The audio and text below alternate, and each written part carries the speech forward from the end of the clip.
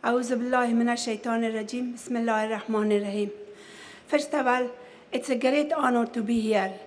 I want to thank first the Executive Director of Global Washington. And second, I want to thank every one of you that hosted such a wonderful organization that we all gather together here. And I am delighted to be amongst all of you, because I know that every one of you work in different fields and all part of the country and different part of the world. So it's a great work. I congratulate all of you, and I am honored to be here. Thank you very much. I would like to talk to you a little bit about Afghan Institute of Learning and about why did we start the work what we do. You know, as a little girl, when I was living in Afghanistan, life was different. We had a very happy life. I, as an individual, I was a very happy child. I had a happy childhood. My country was not very rich, but we were poor, but we had sufficient. We were not asking for anybody help. We were able to provide for what we need in our own country. We felt secure. The door of our houses were open. We could visit. I remember as a little girl, there was an event that we celebrate. For example, we have New Year, we have Eid, we have different kind of event that we celebrate around the family. So we were celebrating all our event with family, with grandmother, grandfather, uncle, aunt, and we, night and day, very openly, we could go from one place to another. We did not require to lock our door. The door of our house was open. So you could imagine, as a child growing up on that kind of a lifestyle, and you know what's happening today in Afghanistan. 40 years of war devastated Afghanistan and Afghan people. It traumatized children, women, men, the whole nation. And still the war is going on in Afghanistan. Why I did start what I did? The reason I started that I am an individual. I had a privilege of going to the United States and completing my education. What I benefited from that education, that I was able to ask questions, and I was able to have a wonderful teacher. I was able to be in a wonderful facility, and I was able to really enjoy the freedom of speech. And when I was in the United States, my family sent me before the Russian invaded Afghanistan. As soon as the Russian invaded Afghanistan, then I could not go back to Afghanistan. I was continuously my father kept telling me that you cannot come back home because they will kill you. So because of that, I stayed in the United States, and my family were refugees in Iran. So once I finished, I really wanted to go back to Afghanistan because my heart was there. Because as a child, when I was living in Afghanistan, at that time, also we did not have a good facility for maternal child health. Every day that I could live there, I could see that the body of a woman we will carry to the graveyard, or if a body of a child will be carried to graveyard. Always I wanted to be a doctor. So in the United States, of course, I continued my education, but I shifted my field from being a doctor to a public health. But anyway, I continued my work, and once I brought my family into the United States, I decided that's the place that I want to be. I want to go to Afghanistan. And do you know that when I went there, what I found? Julia was very kind and talked to you a little bit about Afghanistan situation and Afghan people. But what I am to talk to you about, when I went to the refugee camp, I quit my job. I had a wonderful job. I was a professor at the University of Detroit in Michigan. And I had a wonderful life. I could stay. But I wanted to go there to see what's going on. I quit my job. I went there. And once I went there, I went to the refugee camp. Day after day, I was facing women that they lost everything.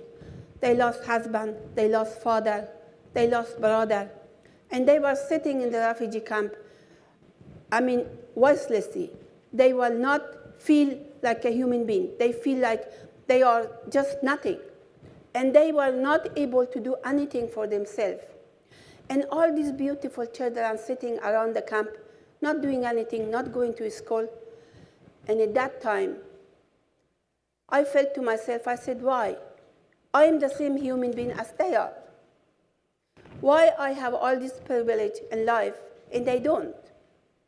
So since then, we decided that what could transform these children, what could transform these people is education. And at the time, there were 7 million refugees in Pakistan. 7 million refugees. The majority were women and children, because the men has been killed or the men were fighting inside Afghanistan through majority. So I went camp to camp and tried to see if I can provide education.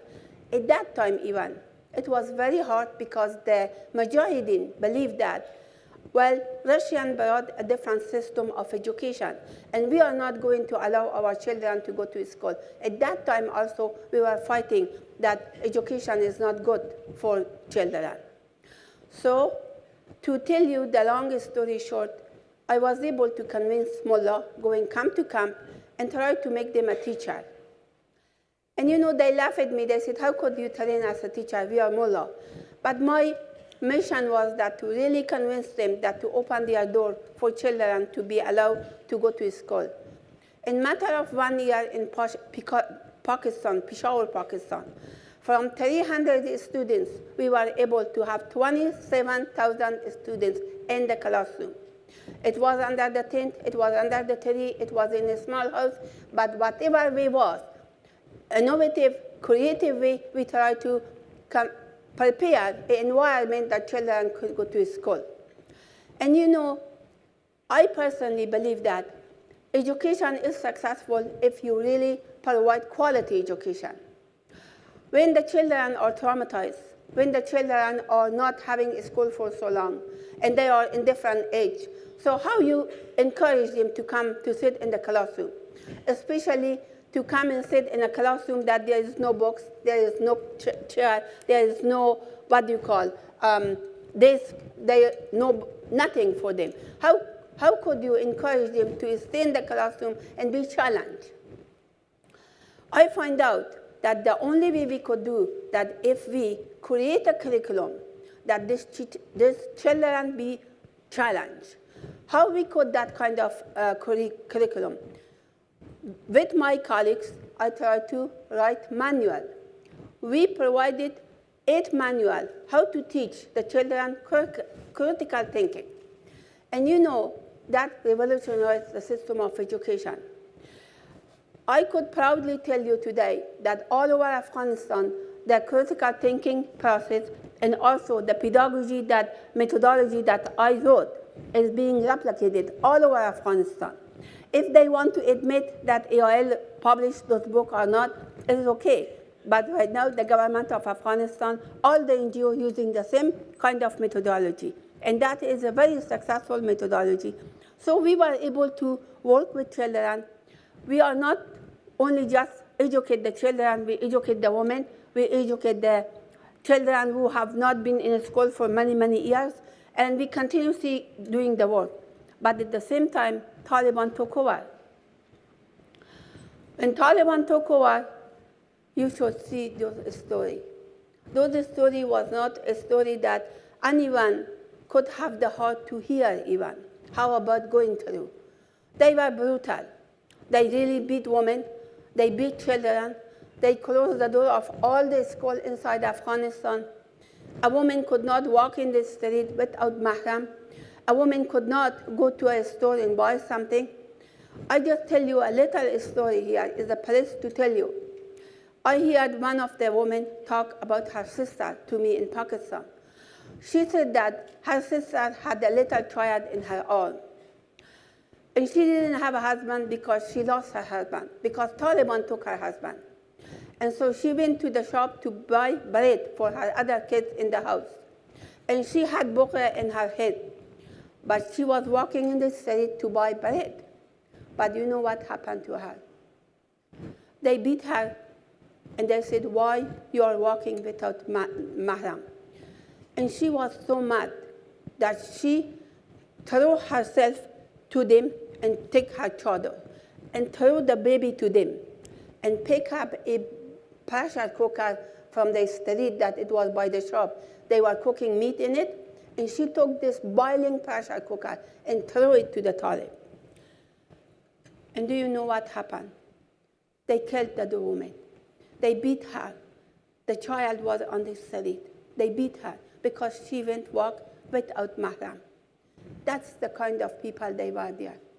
And you could imagine if they catch somebody to be able to teach or go to a school, what they do to it. But here I was in Pakistan. I was informed that they need me to come to Afghanistan to build a school, because they heard about our repetition. They heard that in Peshawar, children are going to school all over. And they were asking me to come inside Afghanistan. What do you think I had the courage to say? How I could say yes? But you know, when I hear those stories from Afghanistan, I said, yes, we will go. But we have to go very carefully. We have to be very innovative. We have to be very creative. Otherwise, I will be killed, the children will be killed, the teacher will be killed. What was the creative way? We sat with the people, with the community, and we discussed around the table issue that if they are going to protect the school, if they are going to give the teacher from the same community, thus we can go and contract with them. Otherwise, we will not be able to do it. Do you know, by the repetition that EOL built it in Pakistan, Peshawar, the community was willing to do that. They said, yes, we do that. So we signed contract, and we had 80 underground schools. But in each school, in a classroom, we're supposed to have 35 students. Do you know how many students we end up?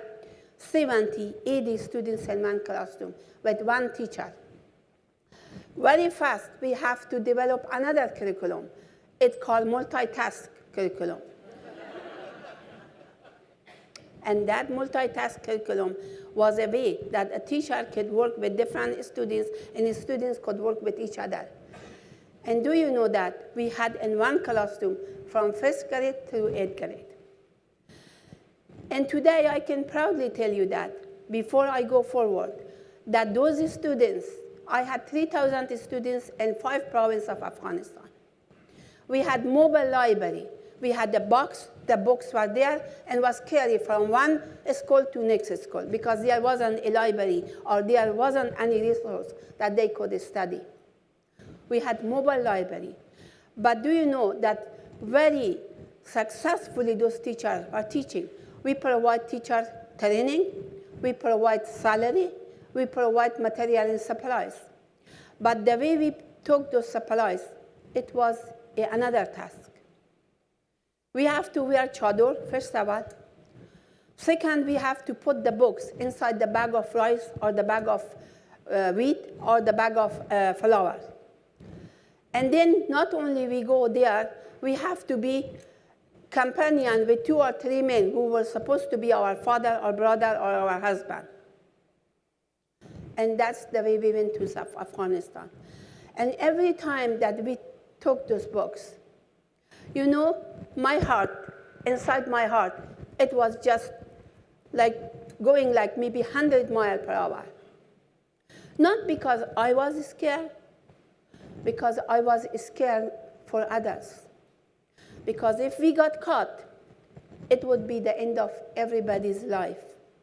There wouldn't be a children, there wouldn't be a school, there wouldn't be a master trainer, there wouldn't be a teacher. The whole system will be completely destroyed and demolished.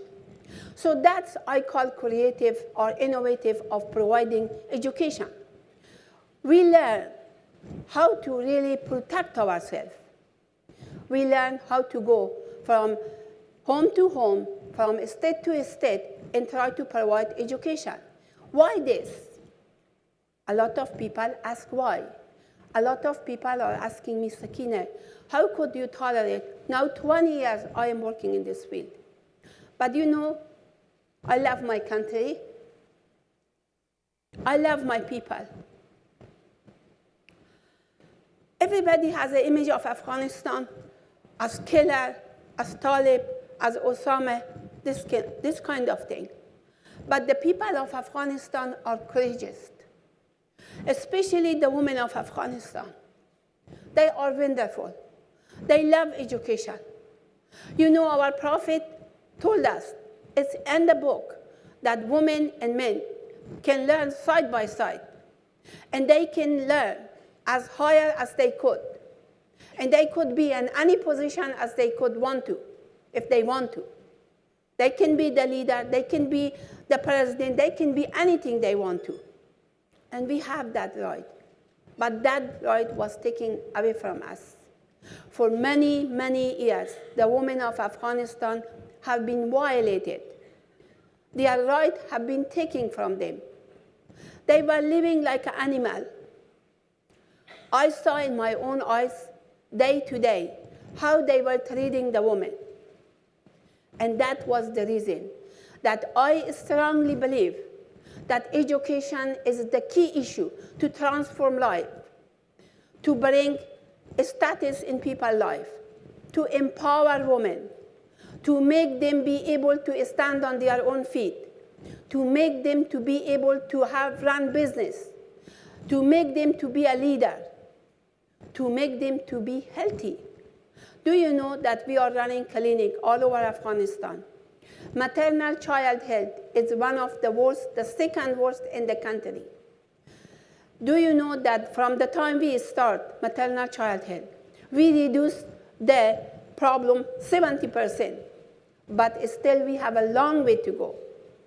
We try to teach prevention side by side with curative medicine because the women were sick, the women were unhealthy.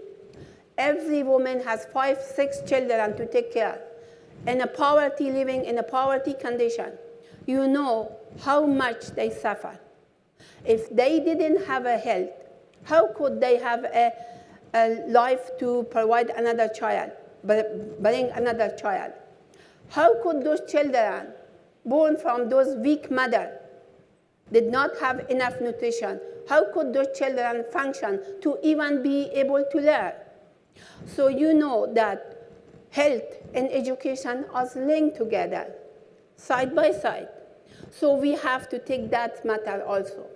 It wasn't an easy task to build clinic in the area that Talib will attack us.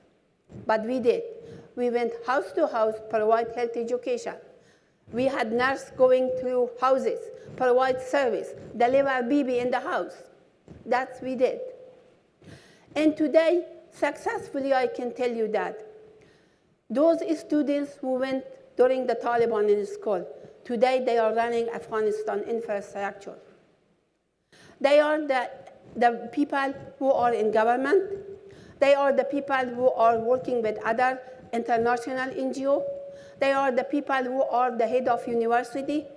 Every time I turn my face, somebody say, hello, professor. They call me Ustad.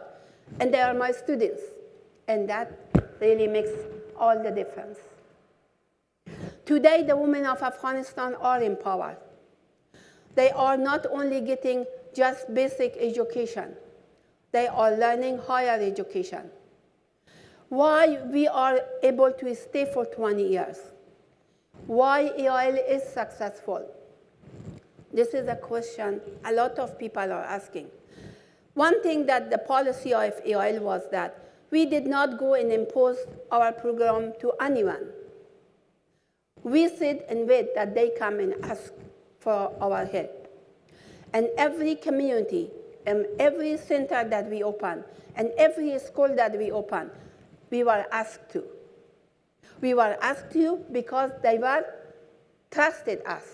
We built a relationship with the community. We built a relation that they trust us and we trusted them. And we provide secure environment. You might ask, what do you mean by secure environment? Still today, the bomb is exploding into Afghanistan, any city. People, innocent people are being killed. But you know what? We didn't want to be very big. We were a very small organization, and we stay small by means of not having this huge title or huge publicity or huge booklet. We don't have any of those things. We stay in our corner and continuously train people, because the training was the key issue to have excellent teachers in the classroom. Those teachers needed salary. We did pay salary. Yes, volunteerism is very important. But all of you know that if you have a volunteer, they must have to be able to survive themselves. They must have enough to have a comfortable home, a shelter over their head. But in a country that everybody lives in poverty, how do you expect volunteer teacher? No, we give salary, and we give good salary. We train the teacher in good pedagogy methodology. And when we had a good teacher in the classroom, the students were challenged. We have today students from preschool to secondary to high school to university. In Peshawar, Pakistan, we opened a university and 4 departments: nursing, pedagogy, computer science, and general science. The reason is that because it was needed. We didn't need a big building to have a university, but we start with one house. And do you know that those students today inside Afghanistan running huge organization, because they learn, and they learn very well. Very well. And when we talk about quality education, people of Afghanistan, they are simple, they are poor, but they appreciate quality work. When you provide quality service, they appreciate that. They know that. And they could make the difference between quality and not quality. And you know, also, one other thing that really helped our organization, we did not promise something that we could not deliver. We start with the small step, and we went to big step. And every time that we promised something, we delivered that. We did not tell them that we are going to give you big salary, big things, but whatever we could, we did our best. And they know that if we have, we do not hesitate to give them. But one problem today in Afghanistan is that a lot of foreign NGOs come in Afghanistan, and they are really not there for long term. And the people of Afghanistan know that. They are there to run a program, short way, and then go. They don't care if this program is going to be successful or not. Is this program is going to have an impact or not? Is this program is going to really expand or not? They are there to do a job for 1 year or 2 years and leave. One of the reasons also that our organization is successful, because we have a wonderful donor. Our donor is side by side with us, multi-year funding. They believe in our vision, they believe in our work, they send people to monitor our program. They came there, they monitored, they survey, and they saw the outcome of it. And they are side by side with us for many, many years. And that's the reason AOL is very successful. As Julia was telling you, today, AOL in every community, and every city, and every village. And you know, as an individual, I believe that Afghanistan will have peace when the women of Afghanistan are leaders. Thank you. Thank you. And you know, for 40 years of war, we do need that peace. People of Afghanistan are tired. I am tired. I am tired of war. I am tired of seeing every day innocent children, innocent women being killed. But you know, the women of Afghanistan count on the international community. I think it's their right to be safe and secure. I think it's their right to be able to have a different style of life. It is their right to be able to work and go like you and me, go to work and have a job. It is their right to have a comfortable environment, comfortable house. It is their right to not live anymore in poverty. It is their right to not let their daughter to marry in the age of 8 to 12 years old because the father decides that the daughter will be kidnapped or will be killed. It is their right to be able to say to the husband that she is my child also.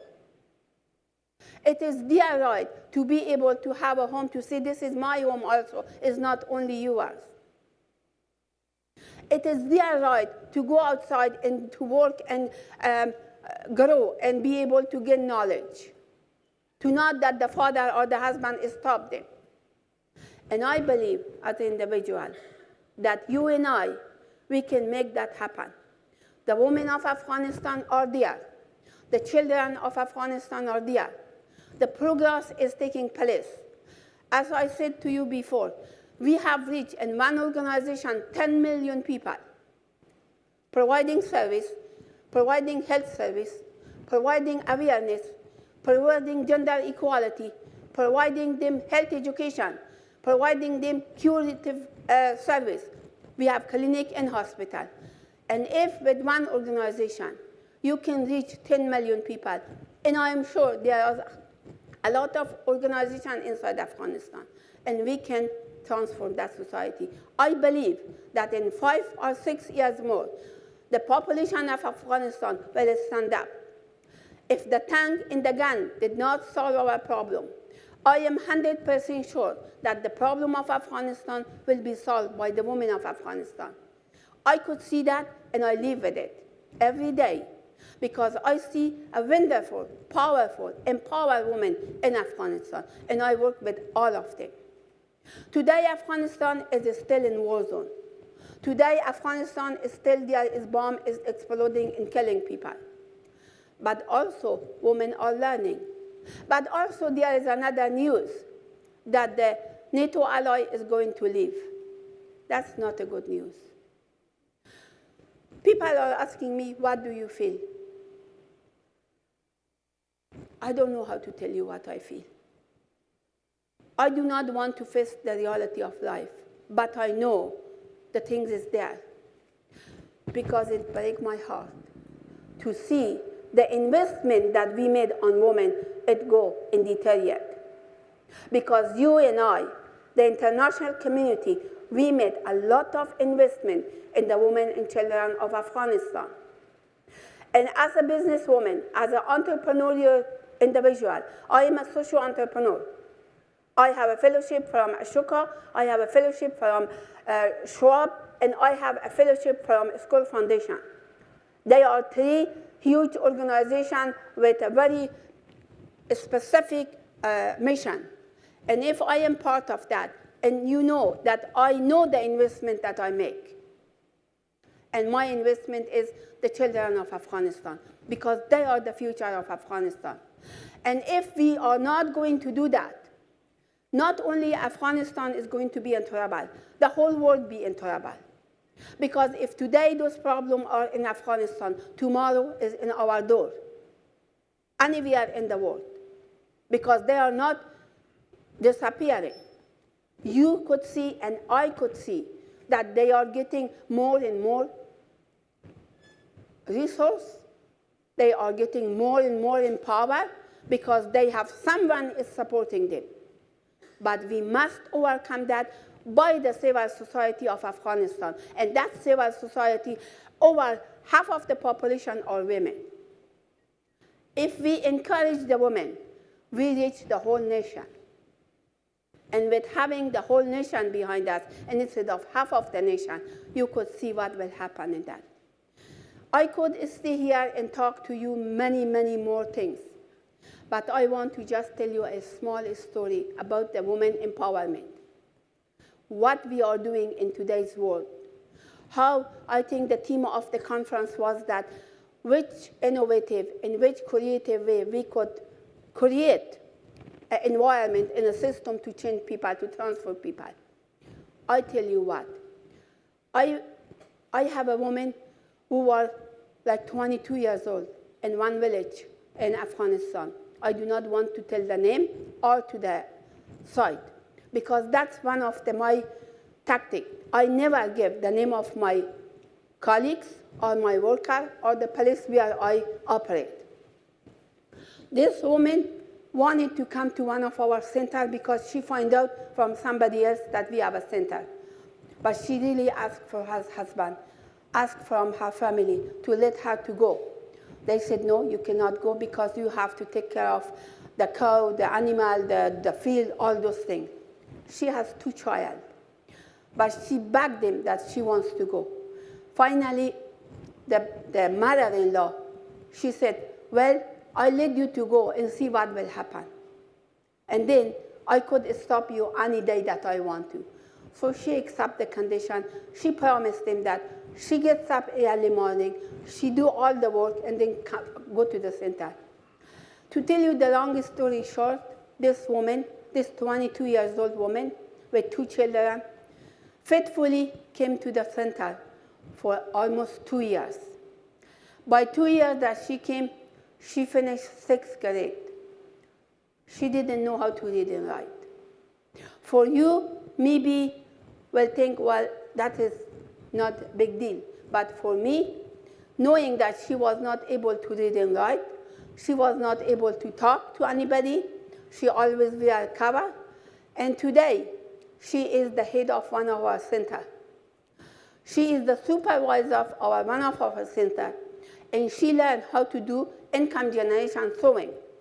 She paid her mother-in-law and her sister-in-law to take care of her kids. And she continuously came to the center. And not only she learned how to read and write to become a supervisor, then she went to our health education department. And she got training. Now she is the head of one of our health posts. A health post is a post that they run 50 other health mobile clinics. She is advising women and giving health education message. And today when she comes in our office to the meeting. She wears her bouquet, chador still, but she non-stop talking. She is so successful. Every time that I see her smile and laugh and giggle, I just get energy from her. I get so much energy that I continuously invite her and take her to other centers to just talk to other people. Because that's the woman of Afghanistan. That kind of empowerment you don't get every day. How long it takes us to get education? I just want to ask all of you. To get a good education, to be able to implement, to be able to get to the leadership position, at least minimum of 16 years to 20 years. But how come the international community, all the international world expect the women of Afghanistan that in 4 or 5 years they be empowered, they have education that they can run the country? And that's happening today in Afghanistan. That's happening that the NATO ally is going to leave and the donor is going to forget Afghanistan. I think it's unfair for the women of Afghanistan. The women of Afghanistan have been the victim for 40 years, and are they going to be a victim again? Because they are not going to stop. Because they are not the same women that they have been 5 years or 10 years ago. They are different. They transform. They speak back. They want things. They want a good leader. They want a good life. They want good, healthy children. They want few children. They want to have a right. So if they are that kind of woman, they're not going to go back in the corner and be locked.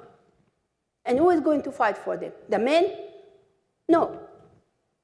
For 40 years, the men did not fight for them. What happened to the men? They abused them more. And they enjoyed that activity more and more.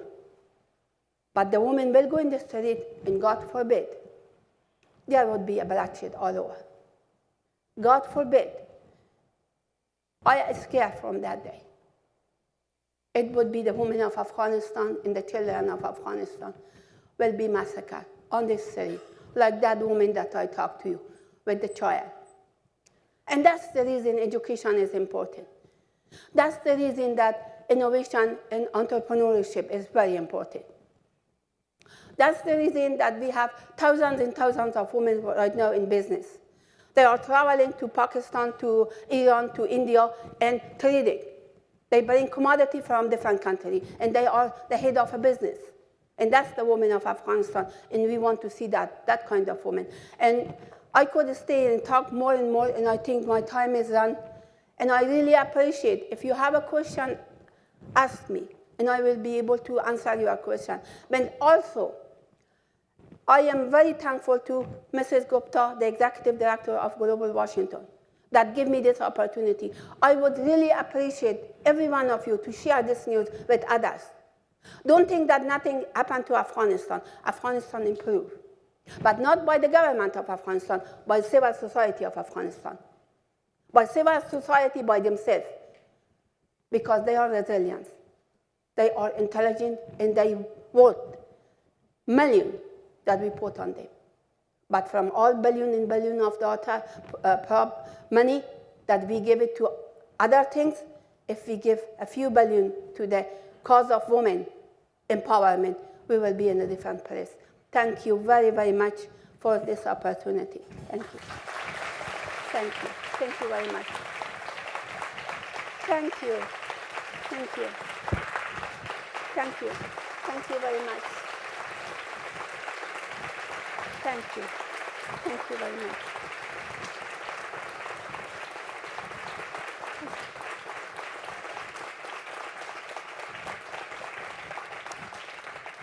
Thank you. Thank you for listening and giving this time for me. Thank you. As you know, the focus of Global Washington's conference today is on collaboration. And one of the things that's so unique about Dr. Yacoobi is that she has collaborated with just about everyone you can think of, all the way from local citizens, local NGOs, international institutions, businesses, community and religious leaders, religious institutions, men, government ministries, and the military. So, Dr. Yacoobi, what about this collaboration has helped you to advance your work? Well, I find out that really by yourself you cannot do the work.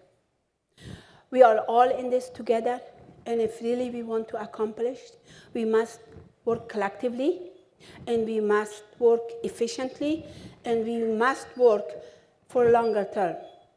For me to work with the government of Afghanistan, it wasn't easy, it still is not easy. The government of Afghanistan is not helping me at all financially. But you know, when the government is stronger and they have the capacity, that helps my work. So as a result, what I do train the government official in leadership. I do train the government official in management. I do train the government official in area of gender inequality. That is the way I feel. I feel that, yes, they are not able to give me any funding, and I so far maybe don't want the funding from them. But the issue is that how much I can collaborate with them. Because I want, you know, finally the government has to take over. We have to improve the capacity of the government, and that's the only way I work with them. That's the way. Thank you. What's one of the most important lessons that you have learned about collaboration? When you work with the community and the community trusts you, you could see that day by day, the request is getting more, and also they are helping you. For example, maybe they are not able, they are living in poverty. They are not able to help me financially, but they are able to provide a chowkidar, means a doorkeeper. They are able to put a ceiling. They are be able to put a tent. They are be able to do some kind of thing. And that is the only way could happen, community participation, when you have a good relationship. When they trust you, you trust them, and then you work together. And that working together means that you gain the respect of the community stand behind you, and that's the way your work will be better. Thank you. Thank you. Okay, audience, so are there any questions? Yes, please. Wait, let's get a microphone. Do we have around? Here we go.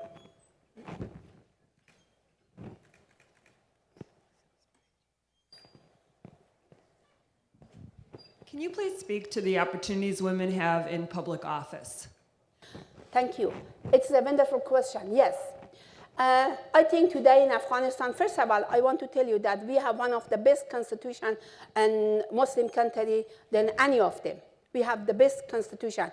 If it's going to be implemented, that's another question. But we do have it. We do have it. And second thing is that already we have 27% women in our parliament seat. But for the first year, maybe they were not the right women who were not chosen by the people. But I promise you, for the second and third time, they are going to be by the people. And also, I'm going to promise you that half of those people who are in parliament, my students, are my colleagues. So that is a beautiful news for me and for you. One of my trainers who became the first woman minister was one of my trainers, Habiba Surabi. And she was a good woman affair. After, they want to bounce her back because she was good, but then they wanted to give her to be an ambassador in some other country. And she asked my advice. I told her, no, choose the part that they're giving to you to this country, be a governor of a province. So she became a governor of Bamiyan. She took that suggestion and she became the governor of Bamiyan. And do you know that they give the worst state that they could give to her? Very poor, very infrastructure completely gone. But do you know that that state is improving tremendously because she is a good governor. I have several of my trainers in the parliament, my students. So that is your answer. But I am hoping, and I know that for sure, that someday one of my people will be the leader, the president of Afghanistan. Yes. Thank you.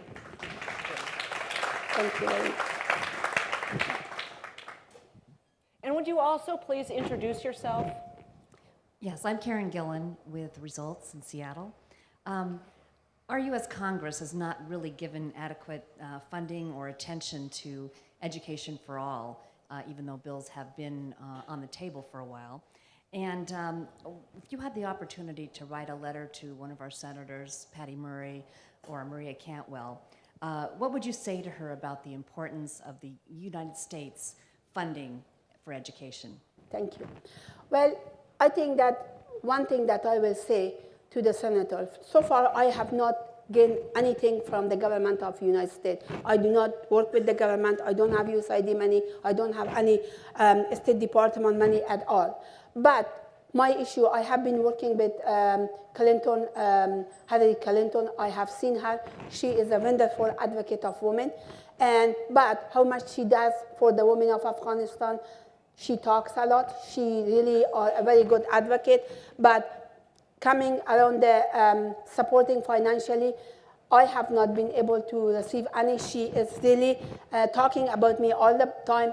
But my point is that I will say to the Senate that please pay attention to the women of Afghanistan. Don't miscalculate them. Don't think that they are that little woman sitting there and not capable. Believe me that today the United States will be having a more successful if they work with the women of Afghanistan. They have a successful result more than what they have today if they did work with the women of Afghanistan. I think that you should invest in the education of women and children of Afghanistan, especially women. Yes, thank you. All the way over here, please. Hi. Thank you for coming today, Dr. Yacoobi. My name is Patrick Binns with Westbrook Associates. I wanted to ask if you have had any success in enlisting the wives and daughters of the warlords and power brokers in the provinces to be allies and supporters of your initiative. I really, to tell you the truth, I work community by community. I work with the elder of the community, but from warlord, I don't see that. But there are somebody that, like Ismail Khan daughter, is the representative of Ministry of Women in Afghanistan. I have been working with her. Working with her means, again, like working with the government. We did the job. We do the work. We just, because if you really want to be running into Afghanistan as an NGO, you have to really every year submit a, permission that you really register with the government. So every year we have to renew our registration with the Ministry of Foreign Affairs, the Ministry of Economic, Ministry of Education, Ministry of Health, because we are working on all those sectors. So I have a very good relationship with the daughter of Ismail Khan, who was the representative of Ministry of Women Affairs. Yes, so we do work sometimes, but please do not take it mistake. EOL always, when want to be partner with somebody or when want to work with somebody, we always do our research before, because we do not want to get involved to something that we later be sorry. So because of that, EOL is not working with the government. EOL is not working with religious group. EOL is non-political, non-religious, and independent. Thank you. Yes. There's a question way in the back there, please.